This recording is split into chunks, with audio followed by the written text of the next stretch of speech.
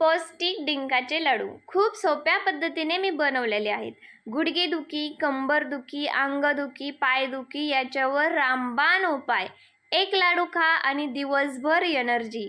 आपण बायका आणि आपलं किचन, आपल्याला काही किचन सुटत नाही, नाहीतर घरामध्ये एखादा सण असावा, नाहीतर घरात एखादा कार्यक्रम असावा, सकाळपासून संध्याकाळपर्यंत आपण बायका उभ्याच असतो, कोणाला काय हवंय, कोणाला काय नकोय हे बघण्यासाठी, पण आपलं स्वतःकडे अजिबात लक्ष नसतं।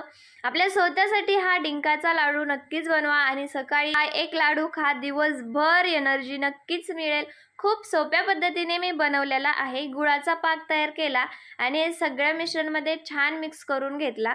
एक तारी पाक तयार करायचा आणि मस्त लाडू बनवून घ्यायचे। हे बघा, आपले लाडू किती मऊ आणि मस्त झालेले आहेत। याचा फुल व्हिडिओ आपल्या चॅनलवर लवकरच येणार आहे, नक्की बघा।